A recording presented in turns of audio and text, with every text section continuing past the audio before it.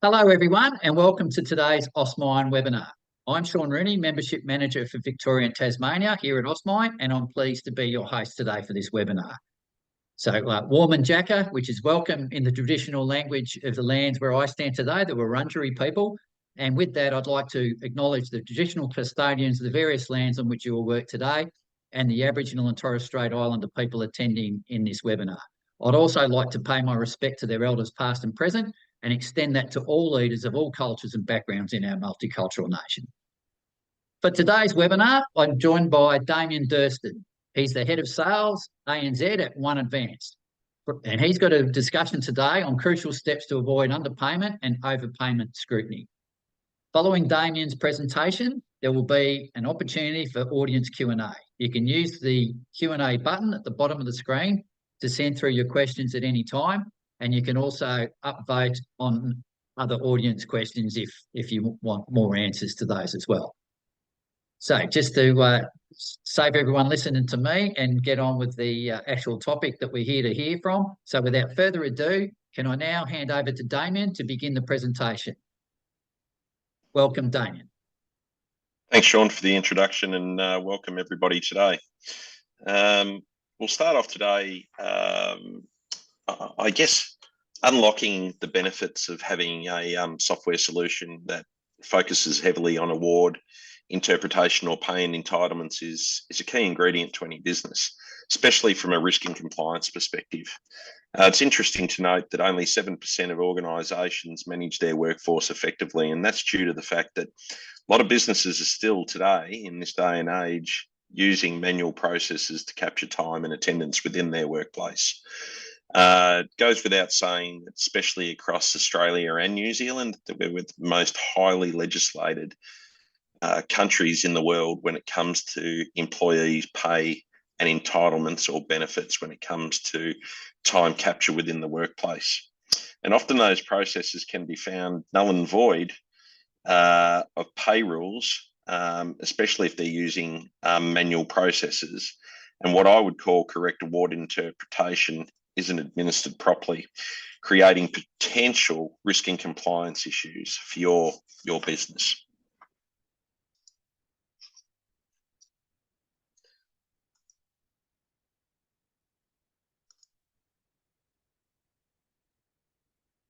So pay rules and award interpretation in Australia, what's the customer experience like? Well, if it's done well, we're going to be happy. If it's not done so well, we're going to be scratching our head. As I said in the previous slide, award interpretation is often non-existent or done poorly. Not every WFM provider or workforce management provider or software solution has this functionality. So everyone needs to be aware of this. It's a key point I'd like to emphasise today.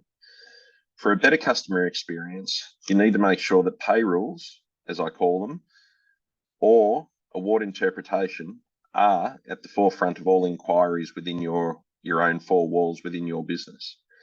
Companies that do pay and entitlements well through the use of a mature and sophisticated award interpreter are more likely to be successful in reference to having clean and accurate data pertaining to their workforce. Fair Work and the ATO, as well as other government agencies, are reviewing this every day to ensure that companies are being compliant to the legislative requirements set by the government of the day and Fair Work Australia.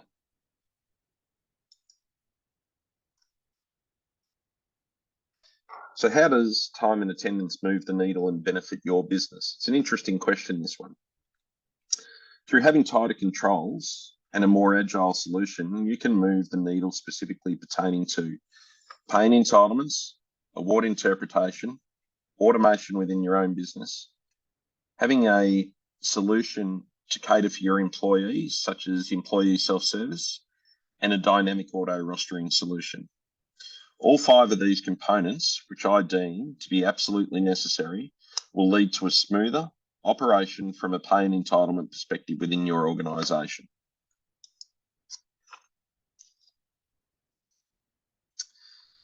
So at OneAdvanced, what are we finding? What are our customer groups saying?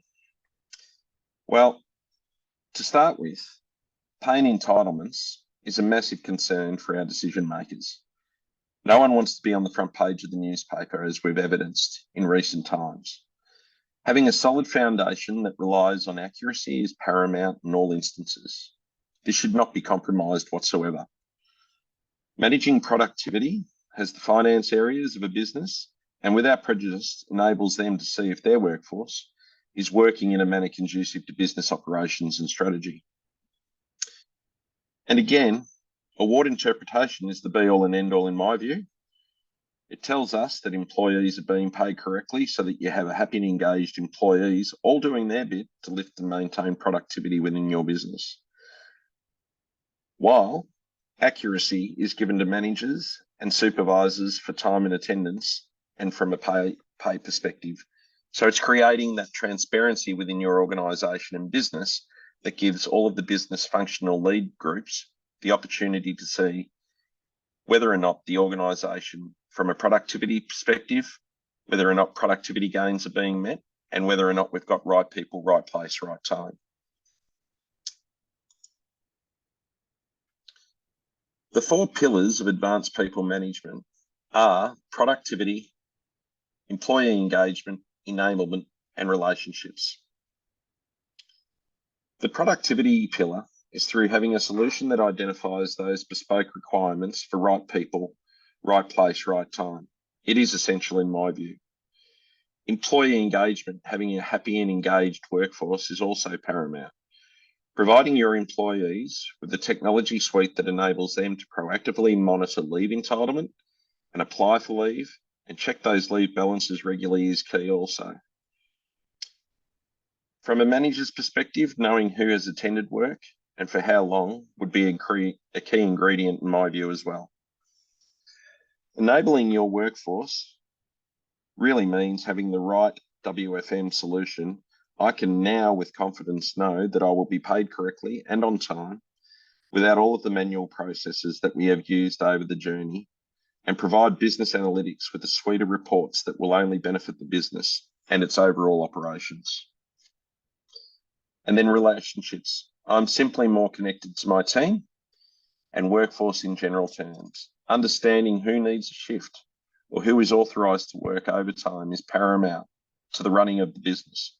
Connectivity from a KPI and goal setting measure would also be deemed market leading.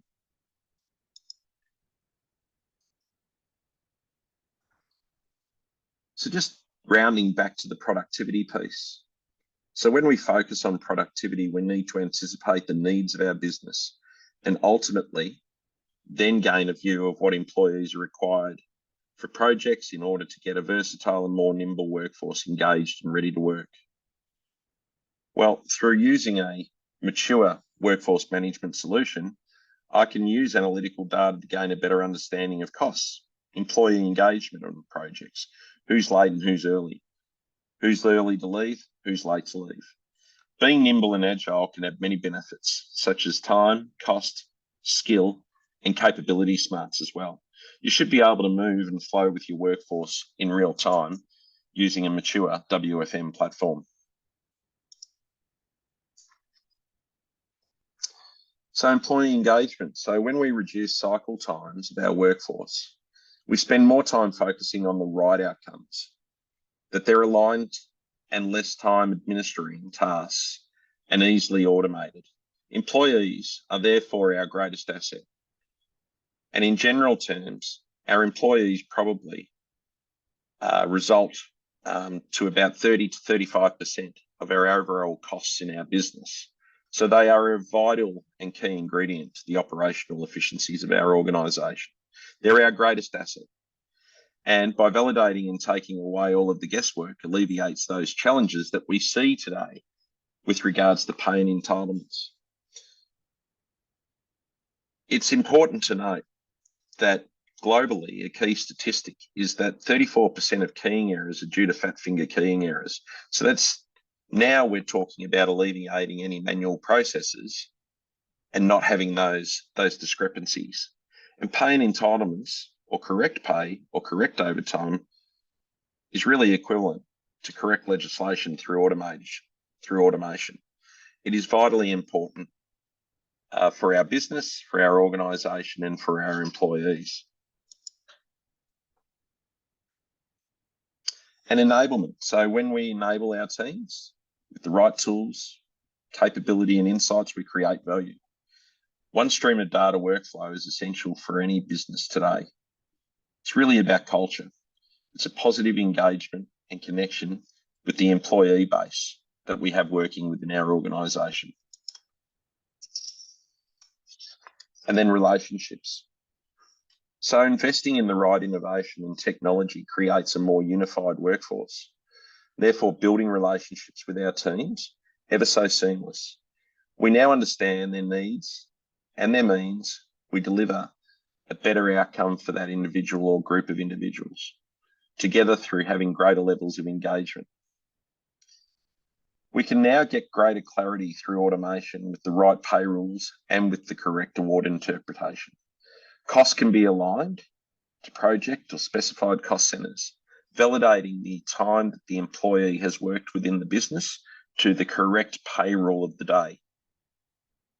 There's no more need to worry about data flow from system to system, as a good T&A solution can give you the breadth and depth your business requires from an analytical perspective to strong reporting solutions.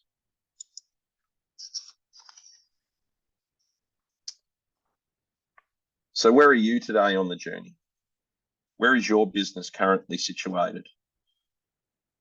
How are you enabling your teams through the adoption of technology and innovation? It's interesting to note the average age of the workforce in Australia is 44 years of age. As I stated before, 34% of all payroll errors or administration errors are due to human or manual error, which is an astounding figure, to say the least. 26% of those businesses that are digitally mature, or those companies that are deemed to be, are more profitable than their peers. And companies are 5 times more likely to have a successful transformation when leaders are supportive of the changes they ask of their employees. Leadership is the key ingredient here.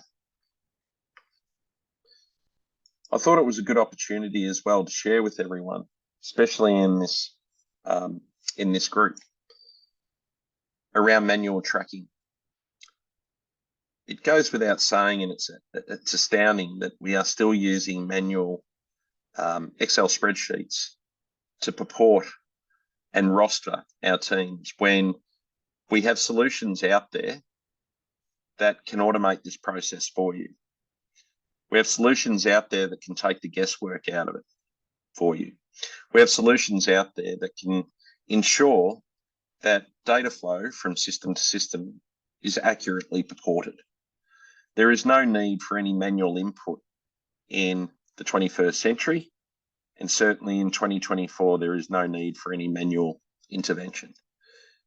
This creates efficiencies and allows the business to not reduce headcount, in my view, but apply a mechanism for headcount to be transitioned into other areas of the business to benefit, and allow the software solution to do what it's meant to do. And that's to track time and attendance. It's to apply correct awards. It's to give the business of the day the transparency and full view of who is at work. And it's also taking into consideration skill and capability of employees within the business so that they are doing the right jobs and right roles that is requested of them.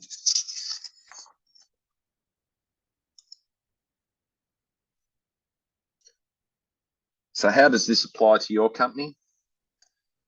It assists with planning. It assists with forecasting and budgeting.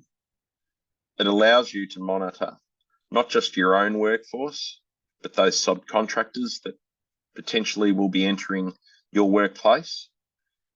And it creates alignment throughout the business. So it takes away, as I said, those inefficient processes or manual processes and gives greater accuracy to the business holistically.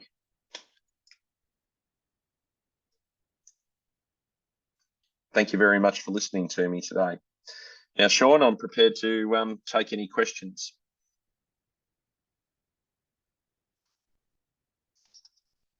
Thanks very much for that, Damien. That was a fantastic presentation, and I'm glad finally I'm above average at something, being older than 44, which is the average age. It's now time for audience Q&A, so please use the Q&A button at the bottom to send through any questions you'd like answers, and let me know how it's all going. So in terms of the chat line, there doesn't seem to be too many questions there at the moment, so I've got a few of my own. So first question from me, Damien, what are the hidden costs associated with payroll inaccuracies? Well, often we find through discussion that the hidden costs, if you don't get it right, if we take some case studies or use case studies of recent times within the mining sector and some of our largest mining companies here in Australia, it was reported late last year that one business had underpaid their staff to the tune of $400 million over a period of 11 years.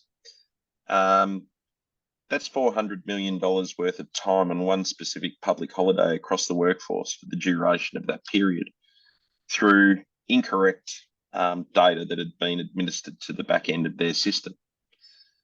The hidden costs on top of that are the on costs that are part of the payroll process. Once we validate the time and the award, once it gets processed or handed over to the payroll administrator, there's several on costs: superannuation, taxation. I would assume that number of 400 million would have gone up considerably, a lot higher than what was reported in the paper. All right, thanks very much for that. So I've got another question from Anonymous. How does payroll accuracy affect employer engagement and retention? And what's the link between error reduction and a more engaged workforce? Yeah, so I think when we look at error reduction and an engaged workforce, it goes without saying, if people are being paid correctly, and I'm not ever suggesting that overtime as an example is never there, it is warranted. It is a payroll, it is a part of our legislation here in Australia and New Zealand. The reality is, though, sometimes without correctly validating an employee's time correctly, sometimes that could be misreported. However, having said that, it can swing the other way as well, to negatively impact the employee. So by having a software solution, in my view, that can accurately report and validate the time capture of an employee to the specific award applicable to that individual and make sure that they're paid correctly and accurately, is probably the most important thing that you can do within your workforce. Employees will always have a view of what their weekly or fortnightly take-home pay is. You want to make sure that you get that right at all times, because if you don't, then you're going to have disgruntled employees. Thanks very much, Damien. Yeah, very true. And I can testify for that from my own examples when the pay didn't come through how I expected it over the years. So another anonymous question. How can companies implement effective payroll auditing processes to identify and rectify errors early? Well, there are several audit tools that are at our disposal. And again, most software companies have those auditing tools. We do this on a daily basis, so all software solutions are probably operating in real time. So each day, an employee's time within the business is validated to the time that they're rostered to. If there's any discrepancies there from an audit perspective, this is what we would call an exception to the roster, and it enables the manager and or supervisor to accurately report that and change that before being administered to payroll. Okay, thanks very much. Here's another question. Do you have examples around lifting engagement in more militant workforces? And I presume someone means like heavily unionised type workforces, or ones that are more entrenched in particular cultures? We don't usually. It's not asymptomatic of getting any pushback from any militant or union movement. The reality for us in the software or within time and attendance and capturing that time is that what we're actually advocating is that the employee and employee base is accurately paid and accurately paid on time. So generally speaking, to your point before, Sean, each individual is looking for that pay packet each week or each fortnight or however frequently the pay cycles run. So we don't generally, and the awards generally are accepted and signed off by the unions of the day. And that's what's bestowed upon, in my view, that is the pay rule. That is what the business has to apply as to what's handed down by the government of the day, being the federal government and or Fair Work Australia. So we don't generally find that there's any militant groups as to pushing back on people getting paid accurately. Yeah. No, so true, Damien. Another question from another anonymous attendee. What role do you think AI and automation will have in improving this area of payroll in the future?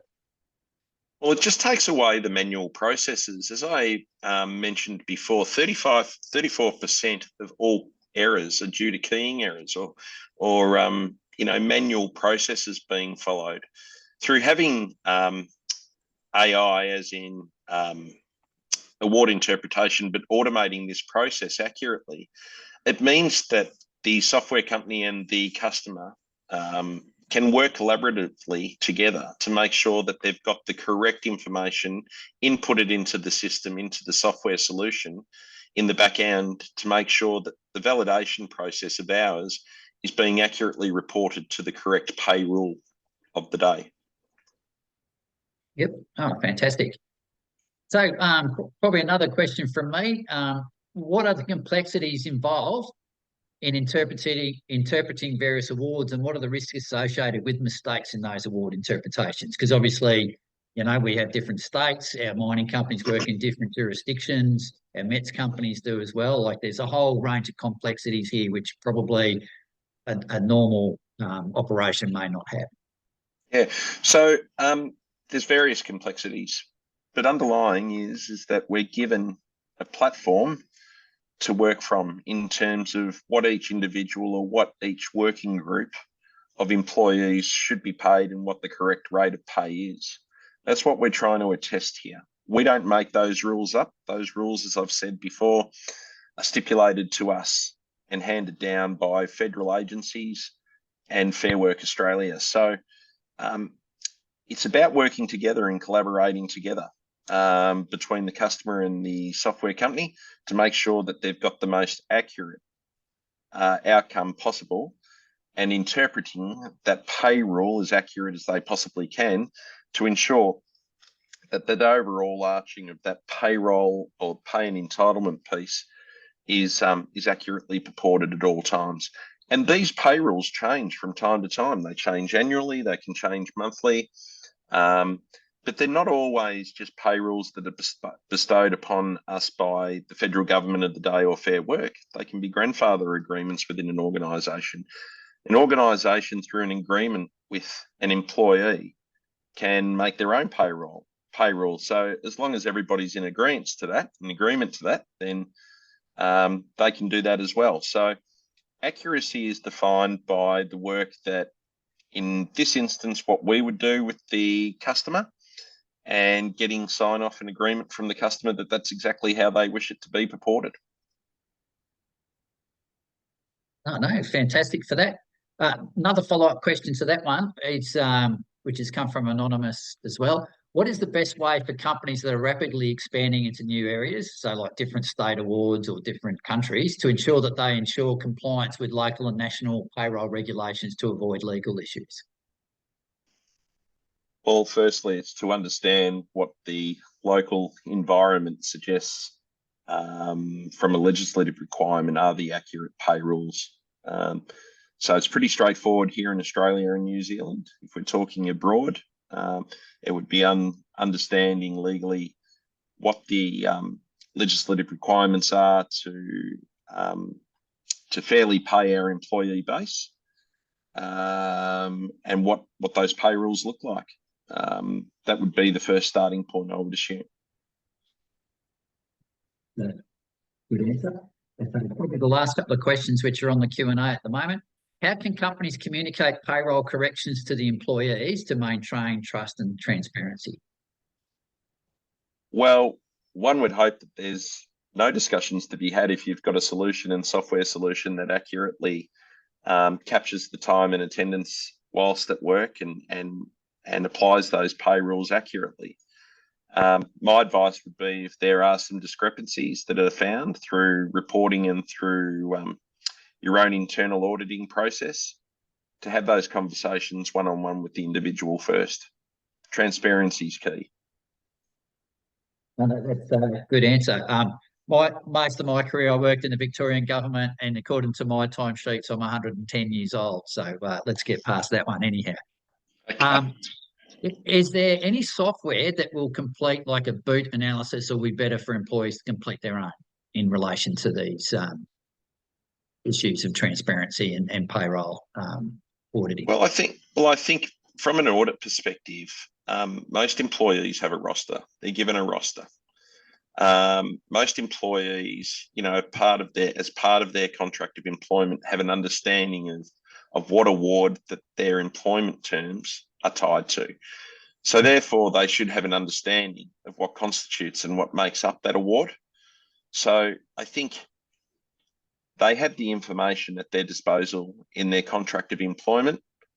And if they don't, they should ask their HR department for a copy of that.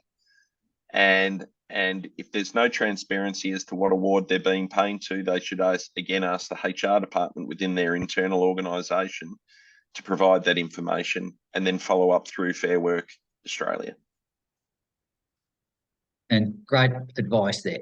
The final question that seems to be on the Q&A is, it's probably quite a good question. What future trends in payroll management should mining companies be prepared for?